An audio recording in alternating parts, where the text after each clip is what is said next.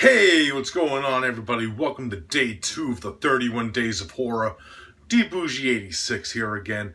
And now, the film I got for you guys today is a film from 1980. Yes. Wanted to check this one out. I had it in the collection for a while. And it's one that I heard interesting things about. It gets a lot of mixed reaction between the horror community. But, yeah, I'll get more into that in a little bit. From 1980, I got it from director Ulli Lommel, The Boogey Man. Yes, this is actually the first time I've ever seen the original Boogey Man film. Of course, I've seen not really, it's not really a remake, it's really like a in name only like type of movie that they tried to like cash in, like when I know like Sony owns the rights to these in the US and they put them in like this big like box set with like those Boogeyman films, but they're really not the same movie. Yeah. They're not really like yeah.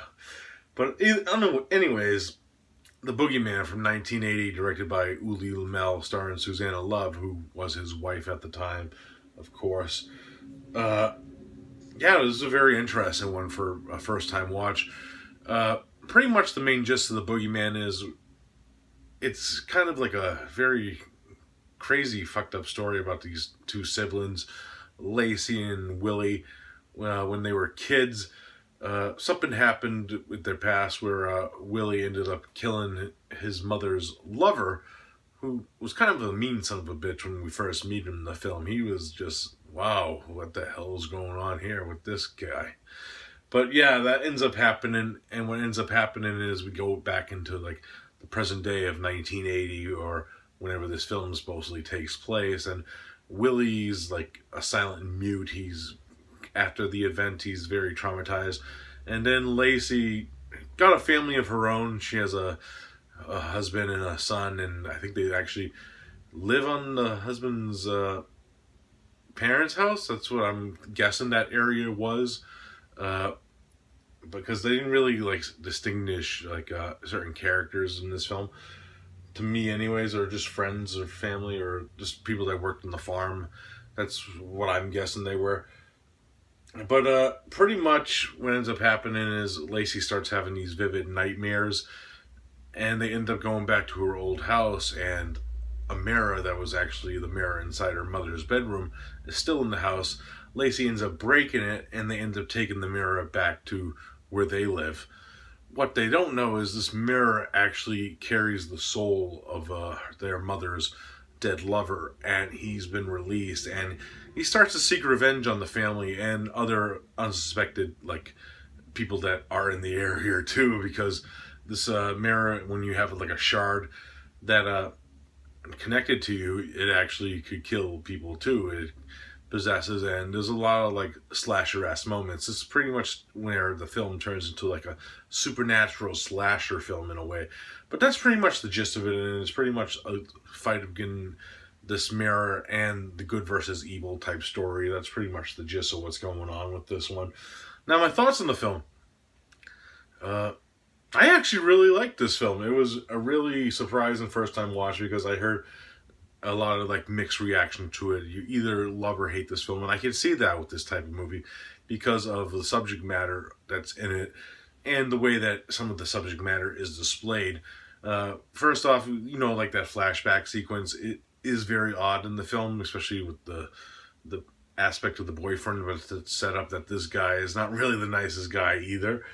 But then we get like a lot of like dream logic things that happen within the film, like dreams that happen with Lacey and her discussions with a doctor played by John Carradine, who I forgot was in this movie too. It was really cool, that aspect. And then when the third and final, like the middle of the movie, it kind of like slows down and you get like the gist of the plot. And then once the mirror comes into play, then it becomes like this like supernatural slasher, even like slasherist POV shots, which was really cool to see in this film. And I think this film doesn't get a lot of credit for the aspect of being one of like the first supernatural slashers, because we have other ones that come after this, like the Slayer and like the Incubus, and then of course Nightmare on Elm Street, Death Spa. Yeah, of course I mentioned Death Spa.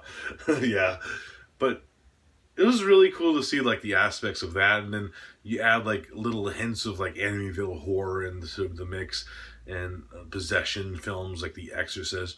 And I really dig that about this. It has like a mixture of different like subgenres within its own genre, making it its own type of movie. And it's kind of funny because the actual house that's in the movie kind of resembles the Amityville house. It even has like those two like windows that look like eyes and shit. Really cool shit. And like I said, like the musical score is fantastic for this film. It's very synth heavy and very jolting, and even some like ominous like sounds like kind of remind me of like some of the opening of The Shining, like the credit sequence, like just weird noises that come out of nowhere, which I really dug. And that's kind of weird because this came out like the same year as The Shining.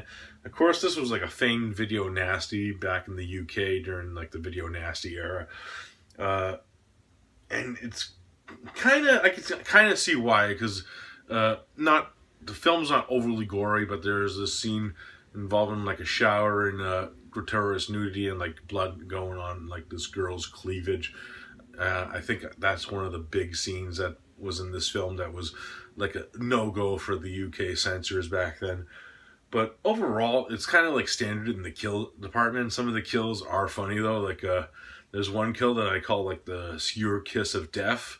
Fucking funny as all fuck, you know.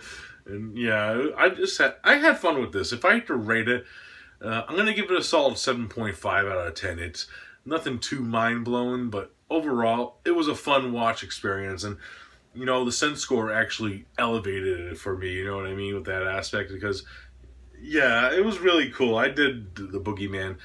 Transfer is great on this release by 88 Films too. They did a great job with this. It was so clean and pristine. The transfer was great.